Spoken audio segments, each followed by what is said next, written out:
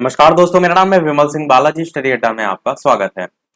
Super TET और लेखपाल के लिए हम आपको हिंदी और जीके जीएस के प्रश्न प्रैक्टिस करा रहे हैं। तो इससे पहले हमने जीके जीएस वाले प्रश्न इससे पहले वाले सेट के देखे थे। साइड में बटन पिछला वाला वीडियो आपको मिल जाएगा। आज हम हिंदी के जो है वो 25 प्रश्न देखेंगे। चलिए स्टार्ट करते हैं प्रश्न नंबर 1 से। सबसे पहला प्रश्न, श्रवण का संधि विच्छेद क्या होता है? श्रा प्लस अन, या फिर श्रुभ प्लस अड़ा, या फिर श्रो प्लस अन, या फिर श्रा प्लस वर्ण। इस प्रकार से चार ऑप्शन दे रखे हैं। बताइए इनमें से कौन सा जो है वो सही होगा।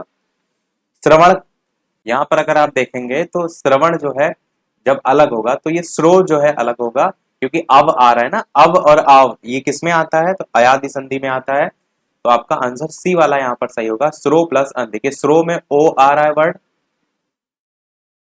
और अन में जो है आपका आ रहा है, और ये मिल करके क्या बना रहे हैं? श्रव में अब देखिए वर्ड बन रहा है। तो अब और प्लस आ, इस प्रकार से जो है आपका बन रहा है। तो ये अब किस में आता है? अब आव ये सब आपका अयादि संधि में जो है वो आता है। तो आंसर यहाँ पर सी वाला ऑप्शन सही होगा। अगला देखते हैं प्रश्न नंबर दूसरा कि संकर का संधि विच्छेद जो है वो क्या होगा? सन प्लस कर, संक प्लस कर, या सनाह प्लस कर, या फिर सम प्लस कर। बताइए कौन सा जो है वो सही होगा। तो आंसर की बात करते हैं इन चारों में से, तो आपका ऑप्शन यहाँ पर डी वाला जो है वो सही होगा, यानी कि सम प्लस कर। ये आपका जो है वो संकर का संधि विच्छेद जो है वो होता है। कई बार क्या करते हैं यहाँ पर सांप के ऊपर बिंदी आदि लगी हुई मात्रा, तो इसको ही सीधे सीधे अलग कर देते हैं। तो ये ध्यान रखिएगा, डी वाला ऑप्शन सही होगा। अगला तीसरा प्रश्न देखते हैं, कमल का पर्यायवाची इनमें से कौन सा नहीं है?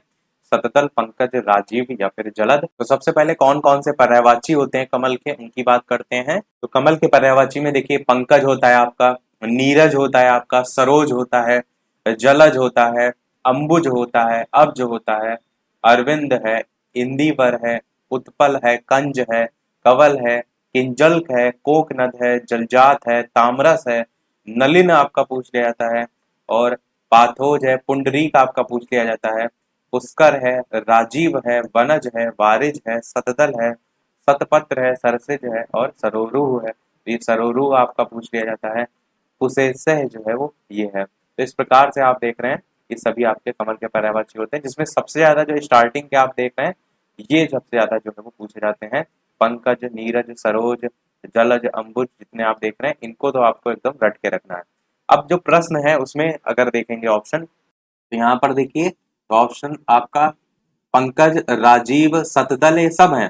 पर जो जलद है ये जलद नहीं पर्यायवाची होता है, जलज होता है। तो यहाँ पर आपका अगर जा होता तब आपका ये सही माना जाता है, तो पर्यायवाची नहीं है। आंसर आपका डी वाला जो है वो सही होगा। अगला देखते हैं आपका चौथा प्रश्न,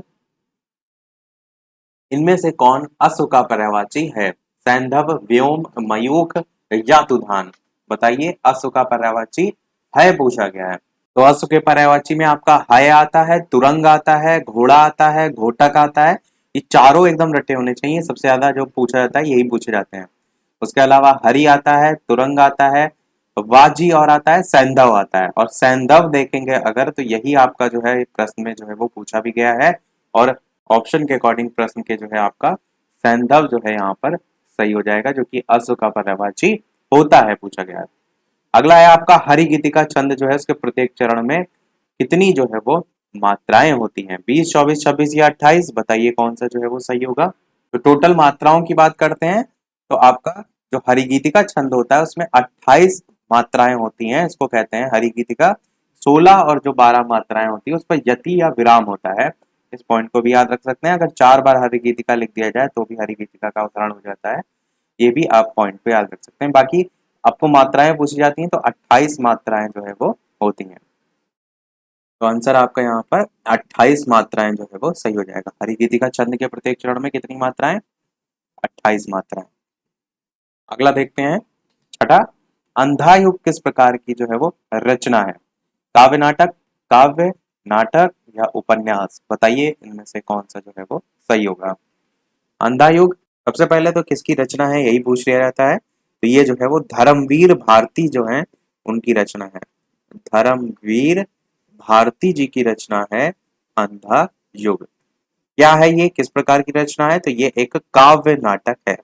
ये जो प्रकाशन वर्ष है वो क्या था, तो 1955 ईस्वी में जो है वो हुआ था। इसका जो कथानक है, जो महाभारत युद्ध है ना, उसके अंतिम दिन पर आधारित है। तो आपका ए वाला ऑप्शन यहाँ पर जो है वो सही होगा। अगर आप अंधा युग जो है इसका कवर पेज देखेंगे, तो महाभारत में आपने देखा होगा कि एक कैरेक्टर थी, उनका नाम अगर आपको पता है कमेंट में बताइएगा। वो आंखों पे पट्टी बांधी रहती थी, तो वो चीज आपको इनके कवर पेज पे देखने को मिलती है। और क्लियर आपको दिख रहा है धर्मवीर भारती जी का नाम। तो अंधा युग किसकी रचना है, धर्मवीर भारती जी की। मैंने बताया कि जो महाभारत युद्ध है उसके अंतिम दिन पर आधारित है इसका कथानक। तो ये जो है रचना इंपॉर्टेंट है, याद रखिएगा। अगला देखते हैं, धूप घड़ी किस समकालीन कवि का जो है वो काव्य संग्रह जो है वो है, विष्णु नागर, आलोक धनवा, राजेश जोशी या ज्ञानेंद्र पति। बताइए कौन सा सही होगा। धूप घड़ी किस समकालीन कवि का काव्य संग्रह है। आंसर की बात करते हैं इन चारों में से, तो आपका ऑप्शन राजेश जोशी जो है वो सही होगा। राजेश जोशी जो है इनकी जो है वो रचना है धूप घड़ी। अगला विशिष्ट जो है इसका विलोम शब्द आपको बताना है, असाधारण, असामान्य, अति विशिष्ट या सामान्य। कौन सा जो है वो सही होगा। विशिष्ट कोई चीज खास होती है ना, उसके संदर्भ में बोलते हैं। असाधारण जो है वो भी आपका कहते हैं ना, असाधारण व्यक्तित्व का वो व्यक्ति है, तो वो भी आपको उसी संदर्भ में हो जाता है। असामान्य अलग ही संदर्भ में हो जाता है जो सामान्य ही ना हो। अति विशिष्ट यानी कि विशिष्ट से भी और ऊपर, तो वो तो उसमें और विशेषता हो रही, विलोम तो हो नहीं रहा है। तो विलोम होगा इसका सामान्य, यानी विशिष्ट का विलोम क्या होता है, सामान्य। नवा प्रश्न, साकार का विलोम शब्द क्या होता है, प्रकार, आकार, विकार या फिर निराकार। बताइए कौन सा इनमें से जो है वो सही होगा। साकार क्या होता है, कोई चीज आपके समक्ष आ जाए। जैसे कहते हैं ना कि मूवी वगैरह में आपने देखा होगा कि प्रभु ने साक्षात दर्शन दिए, यानी कि साकार दर्शन दिए, यानी कि अब उन प्रभु की पूजा करते हैं हम जो कि सामने नहीं होते हैं, तो वो निराकार होते हैं। और जब सामने प्रस्तुत हो जाए तो वो साकार होता है। तो साकार का विलोम क्या होगा, निराकार होगा। डी वाला आपका ऑप्शन सही होगा। 10वां प्रश्न आपका है कि द्विवेदी काल नामकरण किस साहित्यिक व्यक्तित्व के नाम जो है वो किया गया है, रमेंद्र सुंदर द्विवेदी, हजारी प्रसाद द्विवेदी, महावीर प्रसाद द्विवेदी या फिर इनमें से कोई नहीं। आंसर की बात करते हैं, तो द्विवेदी काल का जो नामकरण है वो महावीर प्रसाद द्विवेदी जो है इनके द्वारा जो है वो किया गया था। बस सी वाला आपका ऑप्शन यहाँ पर सही होगा। 11 प्रश्न आपका, प्रेमचंद ने किस नाट्य कृति जो है उसकी रचना जो है वो की, करबला तथा संग्राम दोनों की, या फिर करबला की या संग्राम की, या फिर इनमें से कोई नहीं। तो बताइए इनमें से कौन सा जो है वो सही होगा। प्रेमचंद ने किस नाट्य कृति की रचना जो है वो की। आंसर की बात करते हैं, तो जो संग्राम है इसका टाइम था आपका 1923 का, और जो करबला है इसका टाइम था 1924 का। तो ए वाला ही आपका ऑप्शन जो है वो सही होगा। इनकी रचना जो है वो प्रेमचंद के द्वारा की गई है। अगला देखते हैं कि यथार्थ के संदर्भ में पूछा गया है कि किस समास का जो है ये उदाहरण है। इसके अलावा वीडियो पसंद आए तो लाइक सभी लोग अवश्य करते रहिएगा। इसी प्रकार अच्छे अच्छे प्रश्न हम प्रैक्टिस करते रहें। ए ऑप्शन है कर्मधारय समास, बी ऑप्शन है तत्पुरुष समास, सी ऑप्शन है द्विगु समास और डी ऑप्शन है अव्ययी भाव समास। तो बताइए कौन सा इनमें से जो है वो सही होगा, आपको बताना है। तो आंसर यहाँ पर यथार्थ पूछा गया था, अव्ययी भाव जो है वो सही हो जाएगा। यथार्थ में कौन सा समास है, तो आपका अव्ययी भाव समास जो है वो होगा। अच्छा, इसका समास विग्रह क्या होता है। यथार्थ का तो होता है कि जैसा वास्तव में अर्थ है, इस संदर्भ में होता है। तो इसमें आपको बेसिकली अव्यय अव्यय जो है वो देखने को मिलता है। जैसे कि हम इसका एग्जाम्पल अधिकतर देखते हैं, तो प्रतिदिन आपका जो है एक एग्जाम्पल ज्यादातर जो है वो पूछा जाता है। अगला 13 प्रश्न, अदृश्य शत्रु अर्थ के अनुरूप उपयुक्त मुहावरा जो है वो कौन सा है। आस्तीन का सांप, मीठी छुरी, मुंह में राम बगल में चूरा या पेट में दाढ़ी। बताइए इनमें से कौन सा जो है वो सही होगा। आंसर की बात करते हैं इन चारों में से, तो आपका ऑप्शन यहाँ पर आस्तीन का सांप जो है वो ऑप्शन ए वाला जो है वो सही होगा, जिसको हम कहते हैं ना अदृश्य शत्रु। अगला प्रश्न है आपका कि फूंक फूंक कर पैर रखना मुहावरा जो है इसका अर्थ जो है वो क्या होगा। परेशान रहना, डर का काम करना, या धीरे धीरे चलना, या सोच विचार कर काम करना। कहते हैं ना एक एक कदम फूंक फूंक कर पैर चलना, चलने के संदर्भ में बोलते हैं। जैसे आप कोई काम कर रहे हैं और आपको कोई दिशा निर्देश दे कि बहुत ही ध्यान से काम करना, उसके संदर्भ में बोला जाता है कि फूक फूक कर पैर रखना। आंसर यहाँ पर होगा कि सोच विचार कर काम जो है वो करना। फिर डी वाला आपका ऑप्शन सही होगा, बाकी सभी ऑप्शन जो है वो नहीं होंगे। अगला है आंख और कान में 4 अंगुल का फर्क, ये कहावत का अर्थ जो है वो क्या होता है? आंखों देखी विश्वसनीय, कानों सुनी नहीं। कभी कभी आंखों देखा भी झूठ होता है। संकट उत्पन्न होने पर प्रयत्न करना, या आंखों देखा पर विश्वास करना चाहिए, ये लिखा हुआ है। बताइए कौन सा सही होगा? देखिए, विश्वास करना चाहिए तो है नहीं, संकट उत्पन्न करने पर प्रयत्न ये भी नहीं है। ए या बी में से कोई हो सकता है। आंसर की बात करते हैं इन चार दोनों में से, ऑप्शन में से, तो पहला वाला ही सही होगा कि आंखों देखी विश्वसनीय है। जो चीज आप खुद देखते हैं ना, तो उस पर विश्वास करना चाहिए। कानों सुनी नहीं कि कहीं से कोई बात उड़ती उड़ती है और आपने सोच लिया और वो सही हो गई। तो वही चीज है, आंख और कान में 4 अंगुल का फर्क। अच्छा देखिए, बी वाला ऑप्शन भी बढ़िया दे रखा है कि कभी कभी आंखों देखा भी झूठा होता है। कहीं ना कहीं आप देखेंगे कुछ कंडीशन में, बहुत ही रेयर कंडीशन होती है वो, जिसमें आप जो चीज देखते हैं वो एक्चुअल वैसी होती नहीं है जैसी आपको दिखती है। जैसे इस पर एक इमेज भी बनी हुई है, आपने देखा हो शायद। इस प्रकार से इसको रफ करते हैं पहले।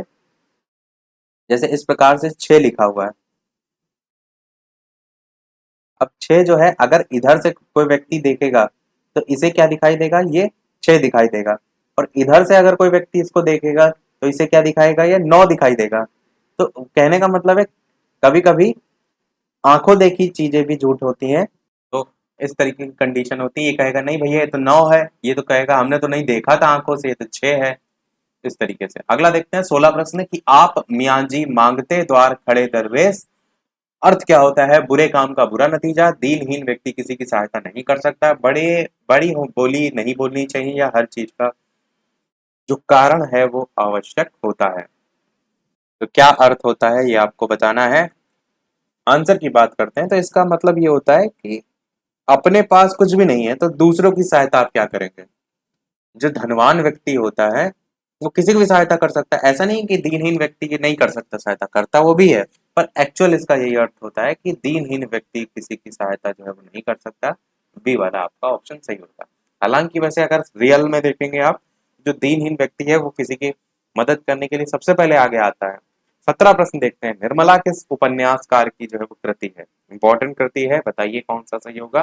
प्रेमचंद, यशपाल, नागार्जुन, या फिर जैनेन्द्र? बताइए कौन सा सही होगा। निर्मला किस उपन्यासकार की रचना है? आंसर की बात करते हैं तो मुंशी प्रेमचंद जी की जो है ये रचना है। ये आपको पता होना चाहिए, इंपॉर्टेंट रचना है। अगला देखते हैं 18 प्रश्न। एक वाक्य में क्रिया भक्षण करने के लिए जो है वो अर्थ में यहाँ पर लिखा है प्रयुक्त हुई है। एक वाक्य में जो क्रिया भक्षण है वो करने के अर्थ में प्रयुक्त हुई है, तो वो वाक्य कौन सा है? वह जूते खाता है, वह आम खाता है, वह कसम खाता है, या वह हराम का पैसा खाता है? कौन सा इनमें से सही होगा? तो भक्षण का अर्थ जो प्रयोग हो रहा है वो होता है वह आम खाता है, आम को खाता है। उसी के अर्थ में जो है भक्षण करने के अर्थ में इसका यूज जो है वो हुआ है। 19 प्रश्न है आपका कि दिए गए शब्दों के अर्थ को व्यक्त करने वाले सही विकल्प का चयन कीजिए। पाला, ओस, शीत, कोहरा। अब यहाँ पर आपका शब्द तो दिया ही नहीं गया है, तो अब प्रश्न को ही इसको हटा देते हैं, स्किप कर देते हैं। 20 प्रश्न है। अस्मिता का आपको अर्थ बताना है। अहिंसा, स्वार्थ, आत्म प्रशंसा, स्वाभिमान। तो आंसर की बात करते हैं इन चारों में से। अहंता जो है आपका यहाँ पर सही होगा। देखिए, अहंता का अर्थ क्या होता है? तो घमंड होता है। घमंड जो है अहंता का अर्थ होता है। अस्मिता का अर्थ जो है आपको अहंकार भी देखने को मिलता है। अगर ऑप्शन में आपको अहंकार देखने को मिले, ये भी आपका सही होगा। इसी को ही अभिमान के तौर पर भी हम इसका अर्थ निकालते हैं। देखिए, स्वाभिमान अलग है, अभिमान आपका अलग है, तो ये आपका हो जाएगा। एक होता है अहम भाव, ये भी इसी का ही अर्थ जो है वो निकलता है। तो ये कुछ पॉइंट है जो आप जो है वो याद रख सकते हैं। 21 प्रश्न देखते हैं। अनुराग किस रस का स्थायी भाव है? वीर रस, रौद्र रस, वात्सल्य रस, शांति रस? बताइए कौन सा इनमें से जो है वो सही होगा। अनुराग किस रस का स्थायी भाव है? आंसर की बात करते हैं तो ये जो आपका वात्सल्य रस होता है, सी वाला ऑप्शन, ये आपका जो है वो सही होगा। अनुराग जो है इसका स्थायी भाव होता है। अगला देखते हैं 22 प्रश्न। इनमें से कौन सा एक भिन्न है आपको बताना है। श्लेष, यमक, वक्रोक्ति, दृष्टांत। बताइए कौन सा इनमें से जो है वो सही होगा। भिन्न आपको जो है यहाँ पर छांटना है। तो यहाँ पर एक आधार आप ले सकते हैं अर्थालंकार करके, जो हमने अलग अलग टाइप्स बताए थे उसके अकॉर्डिंग। तो दृष्टांत आपका जो है वो यहाँ पर अलग हो जाएगा, जो कि आपका अर्थालंकार में आता है। तो बस डी वाला आपका ऑप्शन भिन्न है, भिन्न ही आपको यहाँ पर छांटने थे। मैंने आपको बताए थे उपमा, रूपक, उत्प्रेक्षा, दृष्टांत, संदेह, अतिशयोक्ति। इस तरीके से आप याद रखिएगा, क्योंकि यहाँ से क्वेश्चन जो है आपके आते हैं। अगला प्रश्न 23 है आपका। इनमें से सही वर्तनी जो है वो कौन सी है। 4 प्रकार से यहाँ पर शब्द लिखे हुए हैं और आपको बताना है कौन सा यहाँ पर जो है वो सही वर्तनी है। आंसर की बात करते हैं इन चारों में से, तो आपका एक्चुअल शब्द होता क्या है। तो आपका शब्द होता है आपका अनादृत। अब यहाँ पर अनादरित लिखा है, नहीं होगा, अंदृत नहीं होगा। अनादृत में एक ये वाली ला लगी है और एक ये वाली ला लगी है, तो इन दोनों में आपका सी वाला ऑप्शन अनादृत जो है वो सही होगा। इस प्रकार से लिखा जाता है। इन दोनों में डिफरेंस को जो है वो ध्यान रखिएगा। अगला देखते हैं। सेकंड लास्ट प्रश्न है आपका कि क्रिया विशेषण शब्द आपको यहाँ पर छांटना है इन चारों में से। स्कूल में डैश हो गई, डैश छुट्टी हो गई। 2 दिन की छुट्टी, धीरे धीरे छुट्टी, अचानक छुट्टी या बहुत छुट्टी। कौन सा सही होगा। आंसर की बात करते हैं तो अचानक छुट्टी जो है वो हो गई, ये आपका क्रिया विशेषण शब्द हो जाएगा। अगला और इस वीडियो का लास्ट प्रश्न देखते हैं। इसके अलावा चैनल पर नए हो तो सब्सक्राइब करके अवश्य जुड़ जाइएगा, और साथ ही साथ वीडियो पसंद आए तो लाइक, शेयर और सब्सक्राइब जरूर सभी लोग करते रहिएगा।